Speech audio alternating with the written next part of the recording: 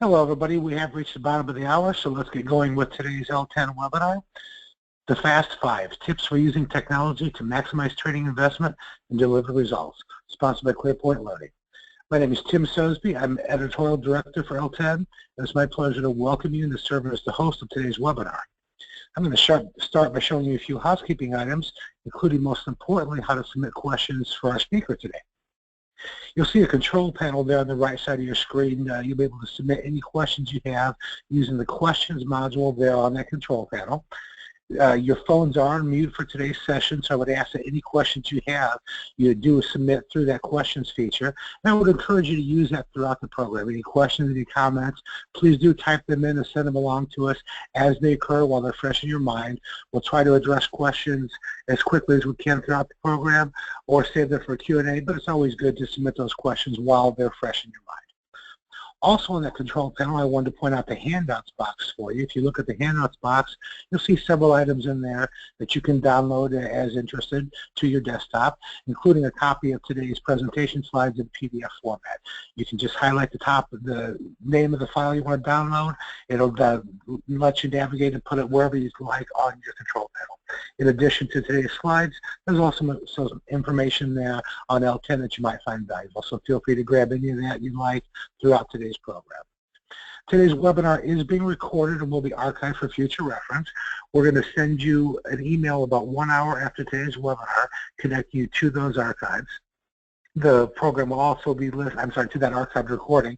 The webinar will also be archived on the L10 website through the webinars pages, and I'll share that address with you later in the program as well. So one way or the other, certainly feel free to check back or share the information with your colleagues as appropriate. Speaking of sharing, as you leave today's webinar, a follow-up survey is going to pop up on a separate browser window.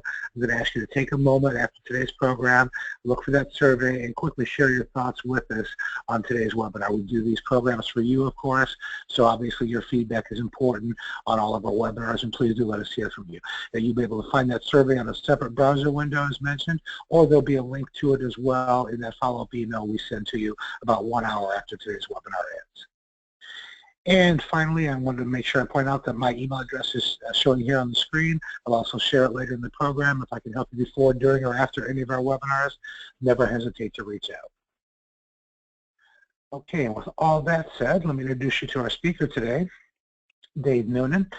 David Noonan is the Director of Client Strategies for ClearPoint Learning. Dave's perspective, you can see some information here about Dave. I'll just share some of the information. His perspective on learning and development has been shaped by more than 15 years of experience in various pharmaceutical sales and sales leadership roles before he joined ClearPoint in December of 2015. Since then, he hasn't won a single office ping pong match, but he has earned the right to partner with key life science customers on the development of creative learning programs that help build better sales teams. I think that bio should give you a sense. We're going to have a little bit of fun today as well as educational. So let me turn things over to Dave to take it from here. Dave, thanks for joining us. Cool. Thank you, Tim, and thank you, everybody, for joining. And I'm regretting putting the ping pong thing in the bio there because it speaks to my lack of athletic ability, but we'll that for another day. And I'm grateful for the chance to talk about what we're calling the Fast Five today, tips for using technology to maximize training investment and deliver results. And despite a career in sales, I will try to keep it to a Fast Five and not a kind of long in the tooth five. So that'll be my goal, and I hope it's really relevant to folks on the phone today as well, because I know we're in the time of year where we're looking at 2017 projects and budgeting, so really thinking about maximizing training investment and what results we want to deliver. This is certainly a time of year where we're finishing things up in the current year, but also looking ahead, so hopefully some real value there. And as we jump in here, why don't we go right into some polling. And Tim, I'm clicking my screen, Tim, and I'm not moving. There we go. Sorry about that, Dave. Let me set this up again. Here we go. Now you should have the right to move forward. Yes, perfect. Cool. In a call about technology, it's only appropriate that technology comes in with just a little hiccup in the beginning. So I'm grateful for it. And I have to confess that was human error. Oh, let technology take the blame, Tim. I'm not blaming it on you. There you go. So let's start out with a survey though, because I thought it was interesting. If we're going to talk about the impact of sales training and ultimately getting the most value from it, I think it's important to talk maybe a little bit about what some of the barriers are to sales training effectiveness. What kind of things get in the way? And I could certainly have put some of my thoughts up there, but ATD over the summer released results from a white paper they did that really looked at this. They interviewed over 227 folks in the sales enablement field to talk about what they found. And so be kind of curious for folks on the line today to kind of give a sense of one or more of the following. A barrier to success being that sales folks are not held accountable for applying the training. That's a barrier to training effectiveness. Or B, an inability to tie sales training to sales performance as a barrier to demonstrating effectiveness. Or C, that there are scheduling conflicts and time restraints as a barrier to sales training effectiveness. So as the poll is in progress, be curious to see those results. Great, thank you, Dave. And everybody is voting very quickly. Folks, we appreciate that. I'll ask you to just wrap up your vote here in the next few seconds, and we'll close the poll and look at the results together. Awesome. Tim, I have a quick poll for you while everybody finishes up. Is that okay? Uh-oh, yeah, sure is. All right, pick one of the three here, okay? Summertime just ended. We're back to work and school. But if you're in the summer, are you a pool, lake, or ocean? Which of those three? What are you picking? Ooh, there's no all of the above, so I would have to go. No, you got to pick one. Ocean. I'm a beach guy too. Love it. Cool. Yeah. Back to work though. Back to school. Yeah, back to work and back to school. That's right. Well, it looks like almost everybody has voted, so let me go ahead and close off the poll. Everybody, thank you so much for sharing. And Dave, let's look at those results. There you go. Excellent. Very good.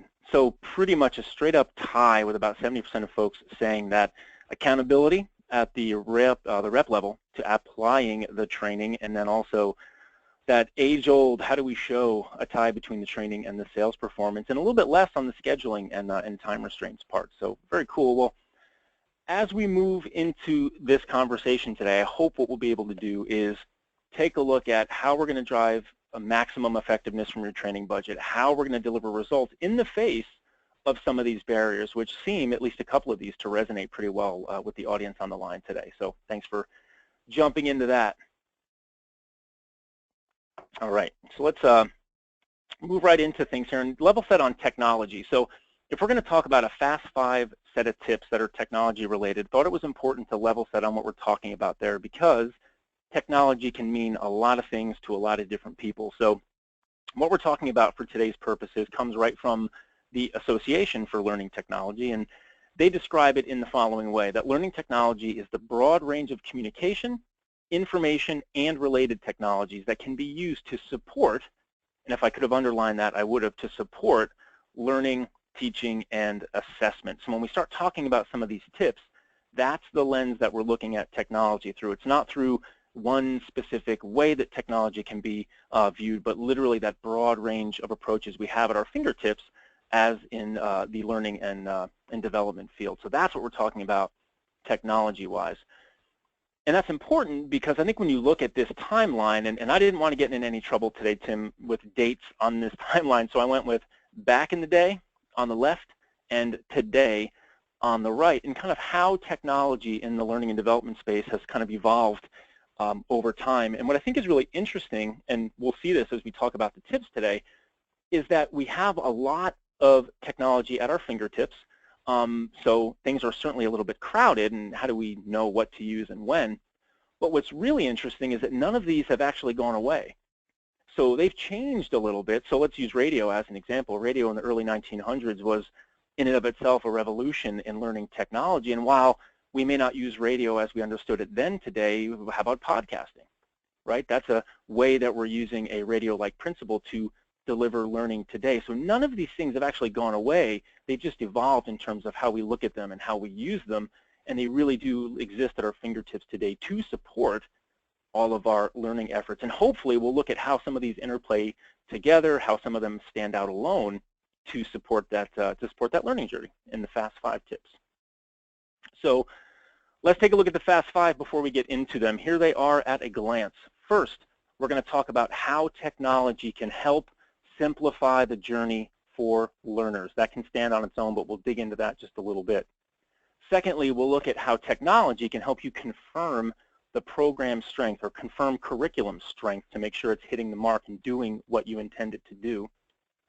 Thirdly, and this one is personally very important to me given some of my background in the industry, but how do we use technology to give managers better visibility to the learning journey and get them better engaged in the process?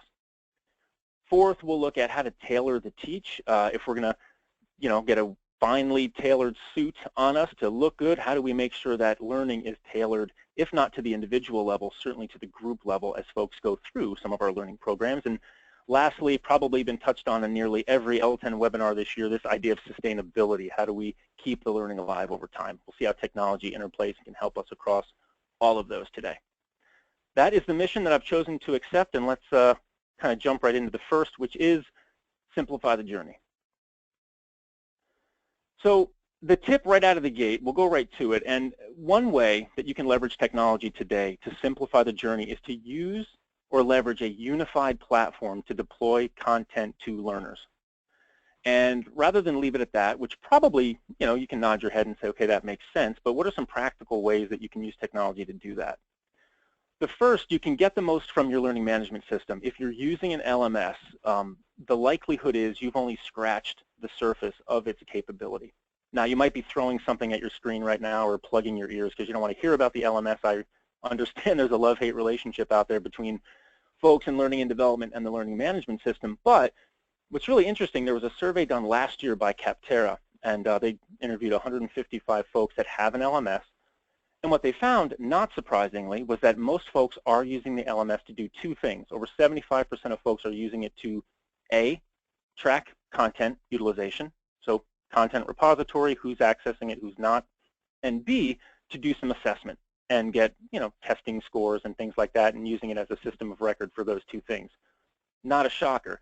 What was kind of interesting and what I think represents an opportunity from a technology perspective is, as LMS systems have evolved, the utilization of additional features that can create a unified platform, not highly utilized. Now, this varies LMS to LMS, and that would be a side conversation, certainly, but they looked at things like creating learning paths or tracks within the LMS. 35% of folks using an LMS report actually using that feature. Almost 70% of folks that have that feature not using it. Mobile learning, that's hot today. 19% of folks in this survey said they're doing it. 80% of folks not using it, even though for these folks interviewed, it's actually a capability of the system. Even gamification, super hot topic right now. LMS systems, some of them have some capability there, but only 14% of folks they talk to are actually using it. So if you're going to maximize your training budget and have impact and you have an LMS, look into ways that you can maximize the features and the functionality and get the most from that system. The second way you can look at this is from an optimization standpoint. So the middle bucket there is optimize your asset mix. It's kind of a buzzwordy, statement to make, but it's the idea that how many assets, and by assets we're talking about e-learnings, videos, PDFs, anything you have in your mix of learning tools, have they been optimized using some of today's technology to be deployed in a unified manner, or do you need to send people to a completely disparate part of your system to access it because it's still in Flash and nobody can look at it on their iPad, or it's so old that it's in print and we're not shipping things anymore? If you optimize using technology today, those resources, you can get the most from it and get things onto a unified platform. And thirdly, today, and I happen to know someone that has one, a mobile training platform. There are platforms available today that allow the learning journey to truly be brought into one platform and create a unified source for information for a learner to allow them to focus just on the journey. And we'll talk a little bit more about that later. But the question you might be asking is, okay, why is this important? Intuitively, simplifying the journey makes sense. Most folks probably wouldn't argue with that. But let's look at a couple of supporting reasons for that. Number one, I'll just give you an example of my most recent learning journey. And by the way, these are the only skinny jeans I would ever look good in. So I promise you'll never see me in anything but these right here. But my last learning journey in industry covered the following path. We had modules on the LMS. We had binders shipped home. We had things pushed to us via our email system, which then linked us to a browser. SurveyMonkey, take some surveys there. We had a separate app for going to a live meeting, and then we utilized a retrieval and practice tool in QStream as well. So not a super simple journey, probably not dissimilar to what you're maybe experiencing in your own worlds, but this is a reality of how training is done today, and there are ways that we can leverage technology to really simplify that journey for folks like me with my clipboard there looking all happy. But if you don't buy me in the skinny jeans, what does sort of learning theory say about why we should do this? And I'll go to somebody much smarter than me, John Sweller, who brought cognitive load theory to bear back in the late 1980s. And I'm not a learning strategist. I don't play one on TV. I'm not an instructional designer by trade. But I can resonate with the idea that we have a very limited amount of total working memory that we can work with. And that total working memory is that piece of your short-term memory that says, I can handle a certain amount of information to process. And there are some elements of cognitive load that take up that working memory. You've got the germane load, which is the stuff you're actually trying to learn, the intrinsic load, which is how you're trying to learn it, and then you've got this extraneous load right there in the middle of the glass on your screen. We're trying to minimize that because that's imposed by how the information is presented to learners. And if we can unify a learning journey, if we can consolidate that and simplify it, we can take some of that extraneous load out of the system and let folks be focused on exactly what they need to be doing, which is learning. And that's our focus, obviously, in the roles we have. If you don't want to hear about learning strategy today, let's go to something much more basic. I call it weapons of mass distraction. Take a look at the screen on the right. If you've ever tried to operate on a desktop like that, you know it's extremely distracting. If you're sending people to that many different places for their training, the chances of getting distracted are really, really high. On the left of that, if you send me to Costco to pick up coffee and paper towels, I'm going to spend $500 on a bunch of other nonsense because I'm going to get distracted. Learning is absolutely no different. If we can simplify the journey using technology, we can avoid some of those weapons of mass distraction. So that is tip number one. Tim, I don't know if it makes sense to pause there, if there's any questions as we kind of rolled through the first one there and before we get into tip number two. Well, thanks. We have no questions coming in right now, folks. But again, as a reminder, you can use that questions module throughout the window. If you do have any questions, send them on in. Cool. Thank you.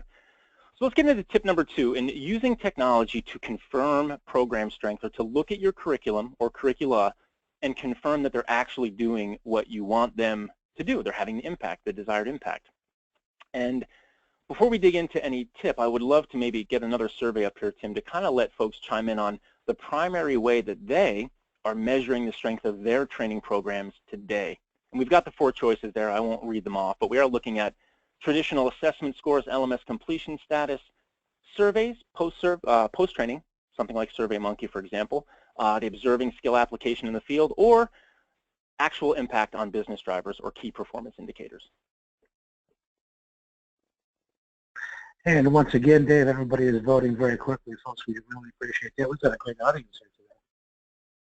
Awesome. You ready for another poll on your end? Another quick one? Now do you know how to play? Absolutely. Absolutely. All right, here we go. You know how to play. Food, raw, baked, My or favorite fried? subject. Oh, I know I should say baked, but I'm going to go with fried. Honesty Just is don't always tell the my best mother. policy. Good one. I'm afraid you and I are on the same page. There you go. Imagine there are people in the audience who want to weigh in on these polls too, but so feel free to use the chat box for that if you'd like. Yeah, for sure. I'm curious. Yeah. Looks like almost everybody has voted, folks. If you have any, if you can wrap up here quickly, then we'll share the results here in just a few moments. Excellent. And we are looking for one here to kind of see if one stands out more than the other, so I'll be curious to see how that plays out. Well, I can tell you one stands out a little bit more than the other. Let me go ahead and close off the poll. Everybody, thanks so much for voting. We appreciate that. And here you go, Dave.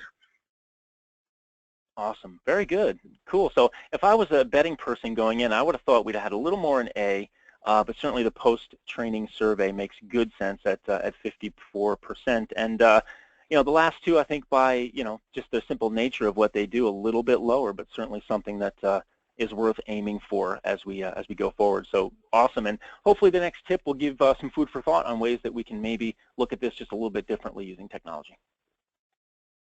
Cool. And thank you everybody for jumping in. Let's move along and actually get to the tip. There we go. So let's talk a little bit about ways that we can use technology to collect and analyze data across a curriculum to validate your approach as quantitatively as possible.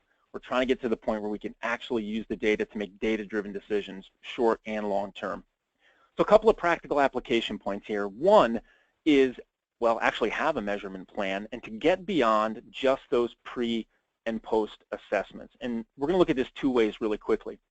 One is the number of checkpoints. So certainly pre and post assessments gives you a good view of, well, pre and post, and is there a delta between the two. But technology today actually puts at your fingertips a number of different ways to have more data and to actually see how things may change or not over the course of a curriculum. So if you use a new hire curriculum as an example, instead of just a before and after, you can actually get checkpoints in a very non-invasive manner by using actually some of the tools you'll see in the middle bucket there and also the mobile training platform to see where things are throughout the course of a journey. So that's one way to get beyond just traditional pre and post assessments, and there's ways we can do that with technology. But also just getting beyond only looking at knowledge, only looking at completion status. There are ways and methodologies on the market today. ClearPoint actually is pioneering one ourselves, to look at things beyond that to things like motivation, representative confidence, representative engagement, things that as a manager in the field for many years are quite important and can be very enlightening relative to somebody's performance on a learning journey, and can get you a little closer to impact and other ways to measure key performance indicators, which by our poll today are a little bit lower than post surveys. Alluded to the middle bucket here. I know just from chatting with people that some of these tools from companies like QStream, Axonify, MindMarker, these sort of testing or quizzing applications are used often as sort of sustainability tools. But if you have it, there's certainly no reason that you can't leverage that technology through a learning journey to give you more data points that can speak to what you're looking to get at. I think in some ways we've looked at those tools as potentially very siloed into one part of the learning journey, and yet in a fairly non-invasive way how they work, you can actually pull them into the actual program potentially to give you better data to make some of the assessments of impact potentially.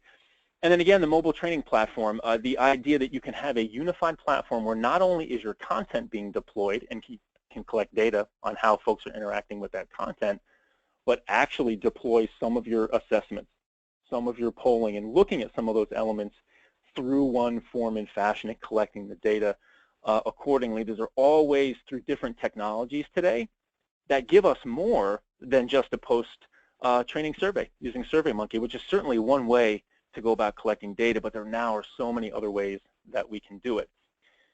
And let's look at why that's important. So we looked at why simplifying the journey was important. Why is this so important? And there's some intuitive reasons why this is important, but let's look actually at some research that Patty and Jack Phillips did back in 2010.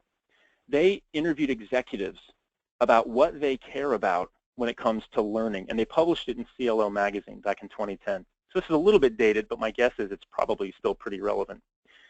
And if you look from 1 to 5, what executives are most concerned about and how that actually measures up to different evaluation levels, and all the way to the right, take a look at how often we in the learning and development function are actually measuring that. There's a big disconnect, right? If you think about it, most of what we actually check on is learning. That's number 5 on the executive ranking. And even still, only 32% of folks in this particular survey are even doing that. So there's almost 70% of folks are not quite at the point of getting that level 2 sort of learning data back into the system. You see awards on there, but ultimately what is most cared about by executives is impact and value, and not surprisingly that is a very low number. And today is definitely not a conversation about ROI, because that's a whole separate webinar, I'm sure, that other folks can dig into, but there are some ways with technology today to get more data, to get closer and at least make that learning bucket, even if it's in the top 5, can we get better than 32%, because it is important to the folks that we ultimately report up to. So definitely leverage technology to confirm how your program's doing, because the folks up top want it, and let's deliver it to them. Third, I said this was going to be near and dear to my heart. A tip is let's use technology to increase manager visibility and engagement in the learning process. So let's take a look at that tip. Let's use technology to provide managers with a lot of data on rep learning, journey-wise, and let's get maximum levels of support from this group. This is another controversial topic. I'm sure, like the LMS, a little bit of a love-hate relationship. I know the L&D department and the field management, there can be some friction there, no question. I've been a part of it. But this technology and application of data could be one of the bridges, I would contend, to making that a more productive relationship. So let's talk about a couple of practical applications. I alluded to the fact that folks are using some of these quizzing tools and retention tools out there. Give managers access to that data. Maybe you are already. In my prior life, I know I did get some access to that data. So if you're not getting managers access to that data to see how retention and learning is going, give them access to that data. Scrub it if you have to, but get them access to that data. And further, I think there's an opportunity to help them know what they can do with it.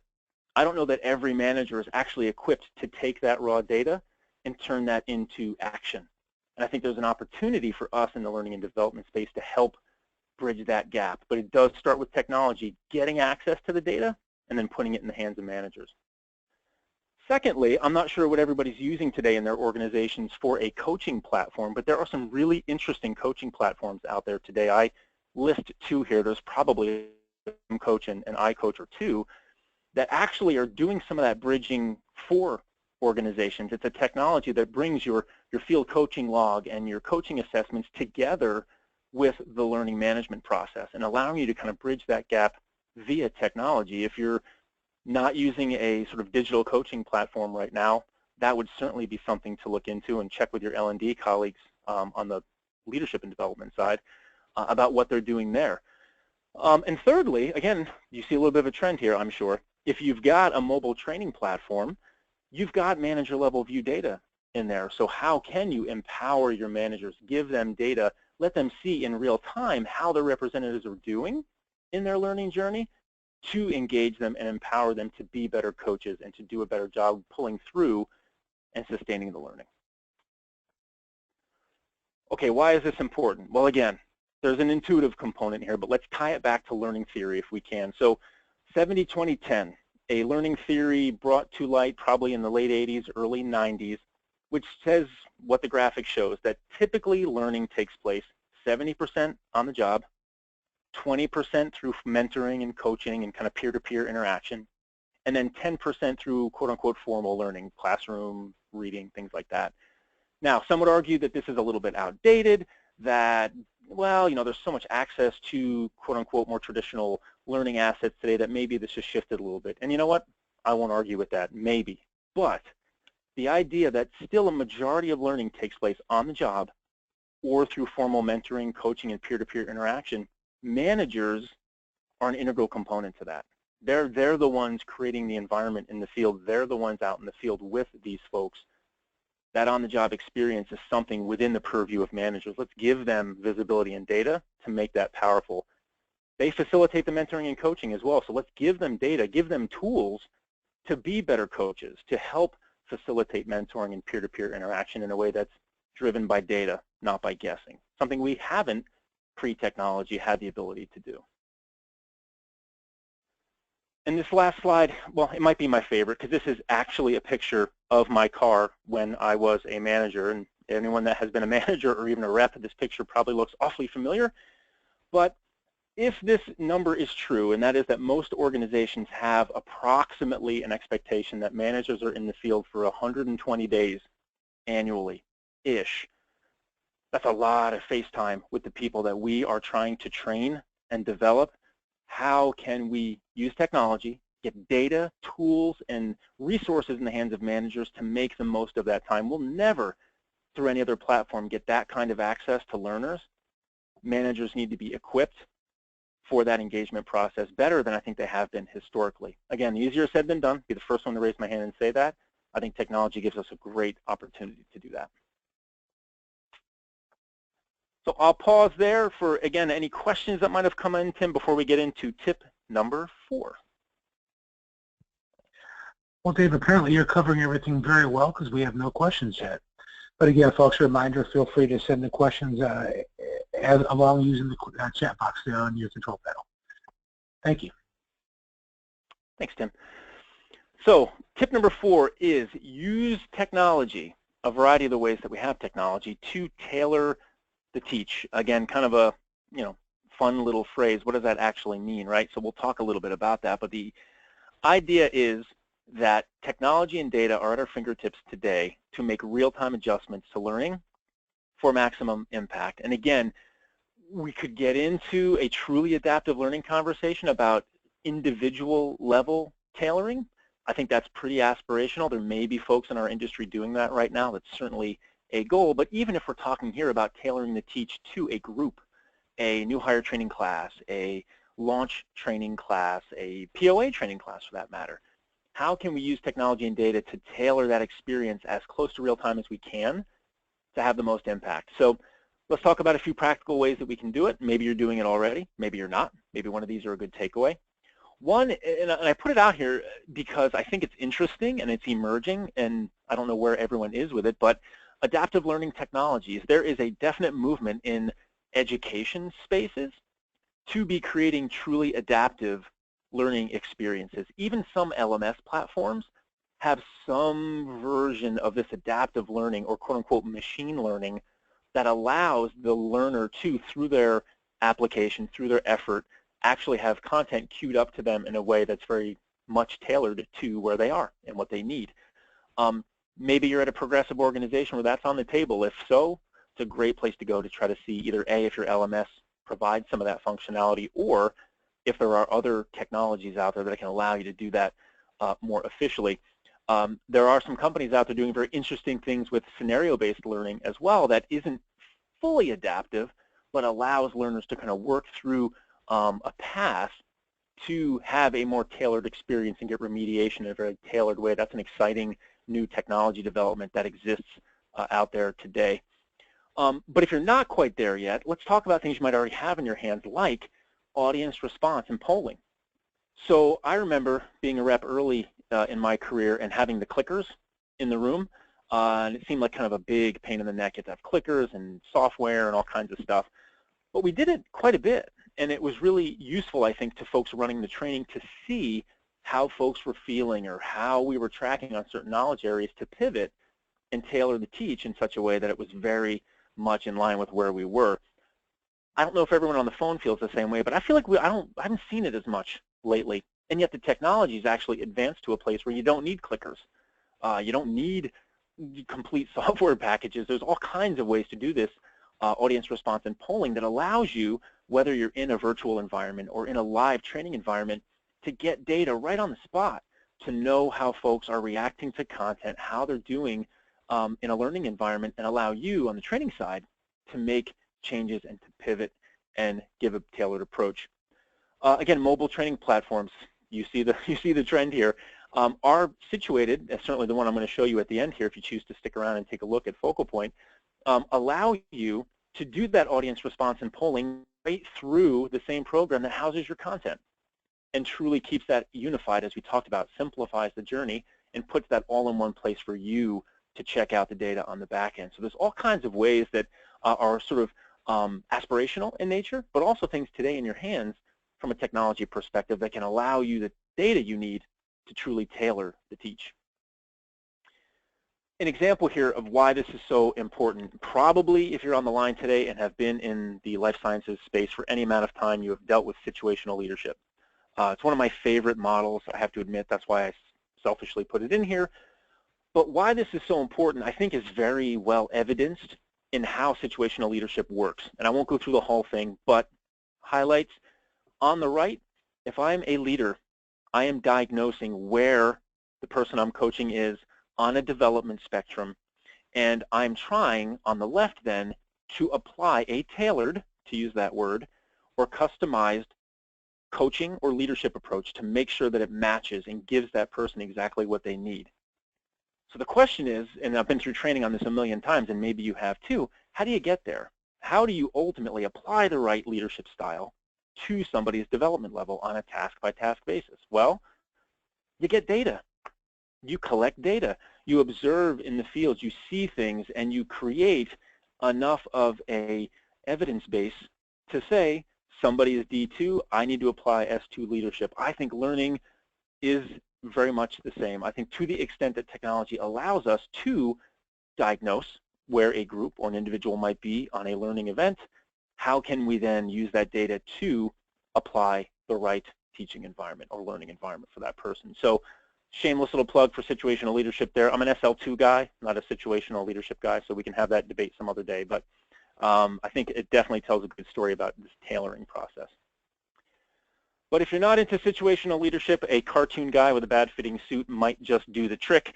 So I think a picture is worth 1,000 words, and this does tell the story. If training is not tailored, you look like the guy on the right, and you want to be the guy in the mirror with things fitting properly. So this guy's got a big hat on. He can't see. What you can't see often in a learning journey, if you're not looking for it proactively, is what do the assessment scores in a home study tell you that a learning need might be that you didn't see coming into the learning process when you developed it? Well, if you're collecting that data in advance and in real time, you can then tailor, take the hat off, and show that person exactly where they need to be, again, individual or class level. The pants are too long. Well, maybe through engagement data, through whatever platform you're using, you can better understand how folks are connecting with modules. In this case, maybe you see that engagement is better with shorter modules, so you can pivot and make changes to and tailor the teaching to shorter micro-learning versus some of the longer, more traditional training. And you see this person has an untied shoe. Well, maybe if you get down into question level data through your assessment system, you can actually see that something's not tied up between the science of your mechanism of action and what a core brand message is. And how great would it be to have that data and make a change while you're training to make that connection, tie that shoe up, and create a truly tailored experience. So just a few examples and a visual illustration of why this is so important and how there are very practical, attainable opportunities to actually get that data and apply it. So finally, tip number 5, I saved it for last because it's been a very hot topic, but hopefully we'll shed some, at least a little bit of new light on this topic of sustainability and keeping learning alive. Call it pull through or whatever you will. But this idea of sustainability, how does technology put this within our reach? And Tim, I think this is our last poll. I would love to better understand where folks are today with addressing sustainability. So if we want to put that up there, and one of them is, and don't be afraid to say you don't have a formal sustainability initiative right now, but a couple of common from doing a follow-up virtual meeting to using a quiz and retrieval tool, which we've mentioned a couple of times, giving folks JIT, just-in-time learning resources or job aids, or again, don't have one. Would love to know. Well, thank you, Dave. And again, people are voting very quickly. Everybody, we do appreciate that. Dave, you have another poll for me today? Oh, I was waiting. I wanted to see if you would ask. Of course I do. You ready? Last one. Yeah, I sure am. If you have your choice, you can go to a concert, Broadway show, or a movie. Which one? Broadway show.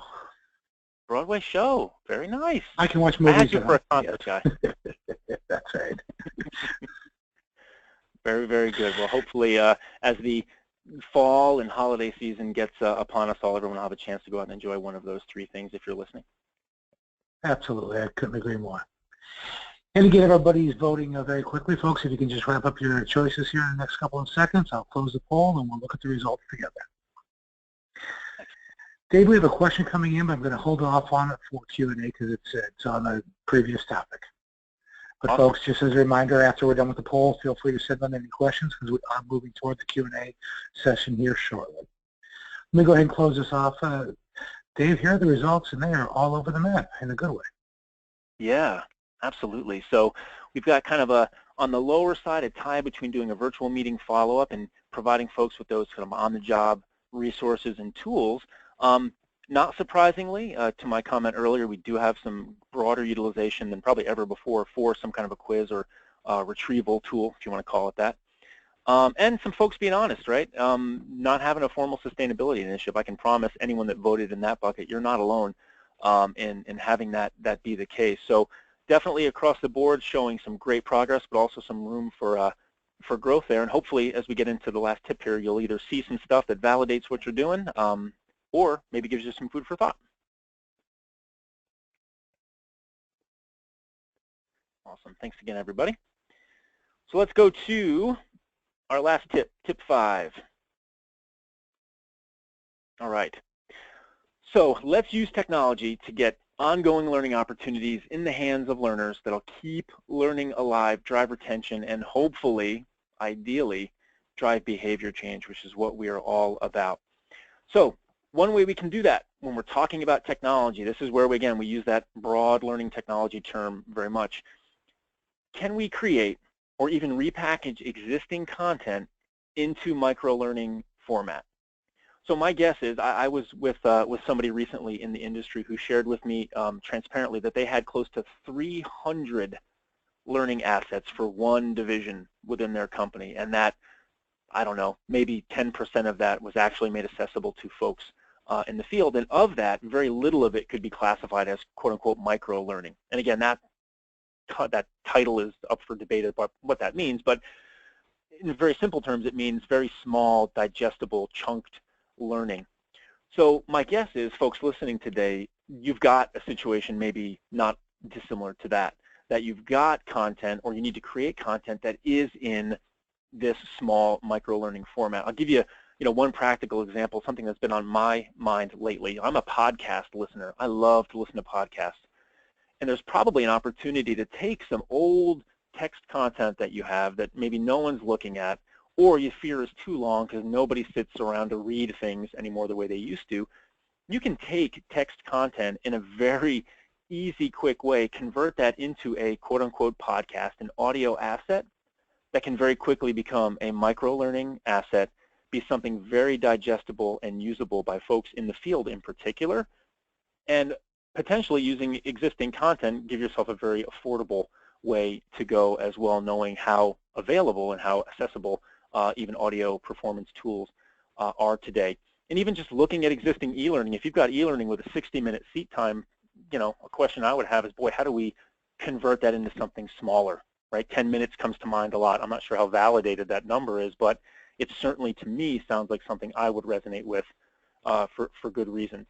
So that's one way we can leverage the way technology is so available today to create a better sustainable learning experience. We've touched on the middle bucket here, but certainly 39% of the folks working on our polls today are using some kind of a reinforcement tool like the ones described. So kudos, hopefully you're getting the most from it. If you're not using one, certainly something you could look at. Or, surprise, surprise, you could use a mobile learning or mobile training platform, because they have, and certainly the one I'll demonstrate to end the call today, has the ability to do some of that check-in work, some of that quick hitting, small, chunked content deployment, and even survey or quizzing like you might find in a separate tool to give you those opportunities for sustainability. And the last comment I'll have here, again, because the technology exists today to do these things, is I would argue that sustainability starts before the training event is over. And we'll take a look here at what they often call the forgetting curve. It's not lost on me that our graph here got a little bit messed up. It should not pop up there at the end at 21% remembering. But this does show through a very famous curve that you've probably seen many different times how quickly we forget. Within 20 minutes of a learning event, we're already remembering less than 60% of the knowledge we had. Within an hour, we're down to 44% a day, 33. A month out, 80% is gone. We've seen these statistics in various forms and fashions before. To me, it says begin early. Sustainability should start immediately, if not be integrated into the actual learning, so that you are creating a foundation that can be easily built upon over time. And the technologies that exist today, whether it's a mobile training platform, whether it's one of the quizzing or retrieval tools that are available, or just pulsing out of micro-learning assets over time, that can begin right away. And this curve suggests it absolutely should start that quickly, because we forget so quickly. This next piece of data that I find very interesting, and again, maybe to some folks more deeply versed in learning theory than myself, the serial position effect. And this to me speaks mainly to the idea that we've got to get better with micro-learning and creating or repurposing content to get there, because serial position effect says we remember, and this curve shows us that, we remember things in the beginning of a learning event and at the end much better than we do in the middle. So the goal needs to be, how do we shorten the middle? Because anything in that 60-minute e-learning that we're creating, whatever you want to call the middle, probably 5 or 6 minutes in, we hit the middle, we're not remembering. I mean, we're below 50%, we're down to 40% of items recalled in that middle. So how do we use technology to create a learning environment that shortens the middle, takes advantage of what we know about this serial position effect? So learning strategies on our side about doing this. And if my 10 and 13-year-old are any indication, shorter is better. So that takes us to the end of the formal presentation of the Fast 5 tips. I hope that felt fast. If not, I apologize. If so, thumbs up. But let's simplify the journey with content. Let's use technology to confirm that a curriculum or a program is having the intended effect.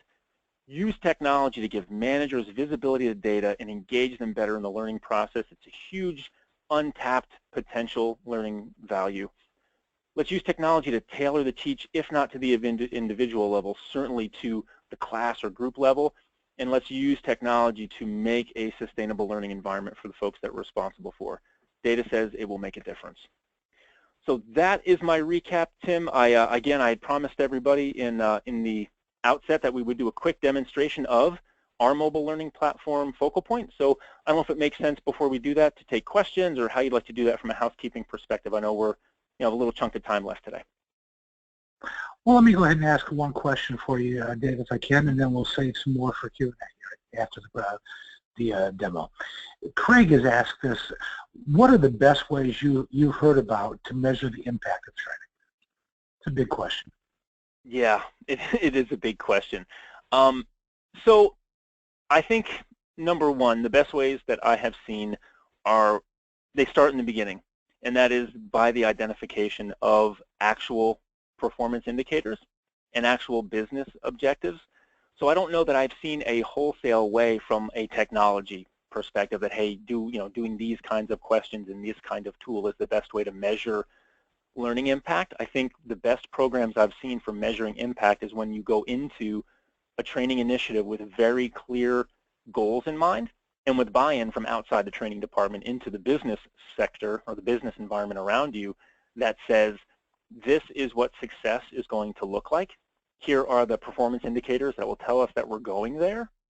And then setting up a, I guess, the questions, the surveys, some of the things we talked about practically in this so far that align to collecting data on that. I think sometimes when we talk about quote-unquote impact, we focus on knowledge because it's easier to test on, and we can get to that information more easily. It's what we've always done, and we miss that step to connect it to business objectives. So I think that's probably the most effective way I've seen. And then I will say, from a technology perspective, the best way I've seen has been the utilization of technologies that allow for the data to be collected over time. So not a static beginning and end or just an end, but actually at multiple points on a journey, because that tells more of a story than just a static point like the post-training Survey Monkey. That, again, most people were very honest in saying that was kind of what they do. The most effective take advantage of technologies that allow you to do small check-ins over the course of time. I know Craig might have been looking for a silver bullet answer, which I wish I had, but I don't. But those are a couple of the, I think, most relevant things I've seen as far as success. Excellent. Thank you very much. Appreciate that. Folks, if you do have any additional questions, we're going to go ahead and move to the demo section now. But if you do have any additional questions, you'll be able to keep submitting those throughout the demo. So Dave, why don't I move us ahead, and I will go ahead and give you presentation rights here. Folks, if you bear with us, I'm going to change screens. We're going to look at Dave's screen for a moment here for the next section. Awesome. Awesome. And there you go. All right. Through the miracle of technology, can you see my screen, Tim? That'll be my last poll question for you. All right, cool. Thank you. And I got it right, too. Yeah, nice. Well done. So I promise this will be short. I am a salesperson at heart, but I will give you the micro-learning version of this demonstration. But it occurred to us that we're going to be talking a lot about mobile training platforms. Why not show one? And this is our product Focal Point. ClearPoint developed this a bit over a year ago in response to, frankly, some of the challenges we heard from folks that we worked with around not having a very concise way to simplify that learning journey, and to do so in a way that can empower data-driven decisions, which is a lot of what we talked about today as well. So I will go through this very quickly to be respectful of time. If anyone does end up with a specific question, I would be open to that in Q&A, but also afterward as well. But what you're looking at here is a native iPad application. I'll pop out of here and go right back in, which shows that Focal Point can live as a native application right on your iPad. There is also a browser-based version as well for those not on iPads. And when you come into a dashboard screen like this, the first thing you'll notice is it's all about organization. I come into this as a learner. There is zero uncertainty about what I need to do and where I need to go to get it. I've got a tiled system that shows me if anything in my training journey is overdue, what might be new, due this week, and what my total number of assignments might be. This can be configured to look and feel like any organization's look and feel, and the tiled scenario can be changed a little bit as well. And guess what? If you forget, there's a question mark here in the left-hand panel that would allow you to say, hey, here's what's going on, because we don't want them calling you. We'd rather have them be able to troubleshoot their way through an app that is, I think, quite well built to be intuitive. So if I come into this unified platform, Focal Point, and I want to know what I have on my agenda, I can go to the second icon down. I'll look at my task list. This is where that idea of having everything in one place comes into play, so that extraneous load is taken away. If I'm in here, I can go in task list, look at what curricula are assigned to me. I'm onboarding here at my new organization. I can simply click on that day. I'll go to day 2, and everything is laid out for me. I'm not getting lost in Costco here. I'm going directly into the application, and I'm seeing that I have an e-learning that I need to take. I can click on it directly and take that e-learning right here from within the system. I have some links here to a compliance training quiz that I can take. Instead of that link being emailed to me, I can take it right from within the Focal Point platform. I have a video here about my CRM. Well, instead of having to go to a separate place for that, I can access it right here from within my Focal Point system. Same thing with static PDF content. Got to be fleet safety ready. I know that. I've been there. I've got PDF content here that I can actually, what you're looking at, I can go through annotations, make it my own in my own local version. And I have the ability, as we alluded to earlier, to actually create my own assessments through an assessment engine built into this platform, which will allow me to assess learners formally this way, or even informally. Craig's question about how do we measure impact, and I said, well, let's do it over time. I can very easily create short little quizzes or polls that I can pulse out over time using the engine built into the platform here. They never have to leave. So hopefully we're limiting those weapons of mass distraction by keeping these curricula very well designed and living within the system here. One of the other benefits of a platform like Focal Point is once they've been in their home study, they've gone through all these curricula, they now are going to your home office, and they're going to stay for 2 weeks, and they're going to learn.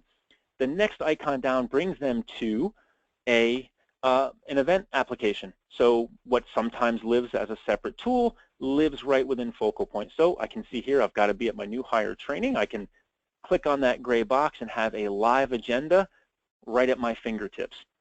There's certainly other tools out there that do event management. The benefit of it being in Focal Point is if I have a class on Wednesday that is my workshop on diabetes treatment, let's say, and I click on that, I can, as a learning department, actually put in reference materials that they learned in their home study, attach it here. I can have related assignments put in here. So there's a direct connection between their live training and all of the other assets that you want to put at their fingertips. And you can poll them in a live meeting setting using a built-in audience response system, which we alluded to earlier. No more clickers needed anymore because platforms like Focal Point in particular have that built right into the platform. So there's a myriad other things I could talk about here, but suffice to say, you don't have to go anywhere else for your live meeting. You can stay right in your unified platform to do it. Last couple things I'll touch on before I end my speed demo is all those 300 assets I joked about. One client I spoke to having, you want a place to show it to them. Well, cataloging feature here, you have all of your assets here searchable. So if you want folks to have access to content, you can provide it here right within the platform. Leaderboarding is a very popular thing right now for engagement. Sometimes that's a separate tool in and of itself. However, that's actually built into Focal Point. So if you want to create some fun engagement through leaderboarding, assigning points to their learning journey, that can be done here. You can see I stink. My current standing is 25 compared to Carrie, who's leading the way with 440 points. You can do that at an individual and at a group level. So regionally, by different parts of the country, all sorts of ways you can configure that to create some engagement, as well as badges. I am fleet safety certified, I'm proud to say, but there are ways to create badging systems in here as well to be super engaging, and that all comes just as part of the core platform that you get in Focal Point. There is a social learning element there that I won't go into just for time's sake, but I hope that's a good view for the idea that there are technologies like Focal Point out there that can simplify the journey and bring a lot of the things we talked about today into light. And as I mentioned, if there are specific questions, I'm here to answer them, or certainly could take things as a follow-up. But hopefully a good quick speed demo for you, Tim. Yes, very nice. Thank you very much. Folks, again, your screen's going to change. I'm going to take us back into the slide deck here and show the screen to you. Perfect. There we go. And I think that does bring us to the questions part of the afternoon here, Dave. Awesome. Folks, I've got one question here. If you have any additional questions, we've got just a few minutes here, but feel free to send them in. Don't let the few minutes be an impediment. If we need to, we can take questions offline as well. And let me open that question up here. I'm sorry, hold on one second for me, please. Okay. Dave, a question from a lesson. This is maybe a little bit off the point slightly, but it's another big question, but I'll go ahead and pass it out to you as well. Yeah. Lesson is asking about adaptive learning. What are your thoughts on adaptive learning? Any recommendations? Who's doing it well? How you implement it? There's a lot of ground there, I know. Yeah, and I'll put it out there first by saying it's definitely not my personal area of expertise, but I'll reiterate one point that I think is worth exploring, and that is certain learning management systems. I want to say, in looking into it, I think Cornerstone might actually have what you could start to consider in adaptive learning, where they have controlled access to catalog content within the LMS, and other learning management systems may have a similar feature. There are some others that I would say are not really well implanted sort of in the corporate environment. There are some companies doing very interesting adaptive learning, but most of it seems to be in the kind of middle, secondary school marketplaces. I will reference a company, Connective, who I have seen their scenario-based learning platform. It is not completely adaptive learning, but it is a very branched sort of scenario-based process where folks can kind of work themselves through a learning journey and get feedback based on that journey and be queued up different learning through that process. So not adaptive the way I think the vision of machine learning is for the future, but I will point them out as someone that I have seen some very interesting work from a scenario-based perspective that could be worth looking into, because I think it's getting you closer to a more customized learning experience than traditional click and drag e-learning. Excellent, thank you. I just wanted to point out very quickly, not only has Dave shared his contact information here on the screen, there's also a URL to get you some more information about Focal Point, and one of Dave's colleagues from ClearPoint, Lauren O'Leary, has shared some information through the chat window. You want to make sure you look there. There's a couple of links to that'll help you with any product launches you're planning, including a strategic plan and a customizable template to build your launch plan, the playbook for launch plans as well. So certainly grab that. Feel free to grab that information. Oh, you're welcome. Yes, feel free to grab that information from there.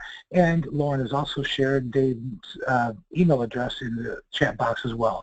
So of course, Dave, I'm going to volunteer you, but I know you're happy for any follow-ups and whatnot. Absolutely, no doubt about it. Whether it's sort of on Focal Point or anything related to the discussion, I'd be more than happy to chat. And again, very grateful for the opportunity to come talk a little bit today about technology, learning, knowing it's still, as the timeline showed, it's still a work in progress, but lots of opportunities for us to get better and take more advantage of it. So it's fun to talk about. Great. And by the way, Jennifer Bucci from Connective is in the audience, and she said thanks for the shout out. Thank you. Good stuff. Well, folks, that does bring us to the end of the hour and the end of our program today, so I'm going to just end with a little bit of information that you might find valuable. I'm showing here very quickly L10's upcoming calendar of events. You can see some of our primetime classes, our networking mixer, including one happening tonight in Indianapolis at Roche headquarters. If you happen to be in the Indy area, come on over. Some of the programs listed here are upcoming medical device and diagnostic trainer summit next month in Austin, Texas.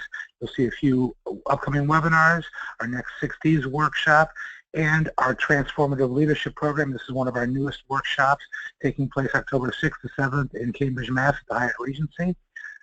Talking about leadership and sharing a two-day agenda and talking about emotional intelligence, change leadership, coaching, excellence, strategic thinking, and execution mastery. You can find out more information about the Transformative Leadership Workshop at l-10.org/leaders. And I'm going to end with just a list of some upcoming webinars. We hope you join us again. We've got a webinar next week on flipping the classroom, and then a couple planned for October, and there'll be more added to this list as well. Training effectiveness on October 4th, and coaching through the chaos on October 28th. Hope you can join us for those programs. You can find out more information about any L10 webinar at l-10.org/webinars. For those interested in today's program, again, we're going to send you an email in about 1 hour connecting you directly to the recording. You'll also be able to find it shortly at l-10.org/webinar archives. And finally, my email address is showing here at the bottom of the screen. If I can help you at any point, don't hesitate to reach out. I'm more than happy to do that. With all that said, let me send out a final thank you to our speaker today, Dave Noonan. Dave, great job. Thank you. And grateful for the opportunity. Thanks. Well, thank you. And also, speaking of grateful, we also want to thank our sponsor today, ClearPoint Learning, for helping us put together this program. We appreciate the chance to work with them. And most of all, I want to thank all of you in the audience for your time, attention, and participation along the way. We look forward to seeing you at the next L10 webinar. In the meantime, let me wish you a good rest of your day, a good rest of your week, and we'll talk to you all soon. Bye-bye, everybody. Sounds good. Thank you.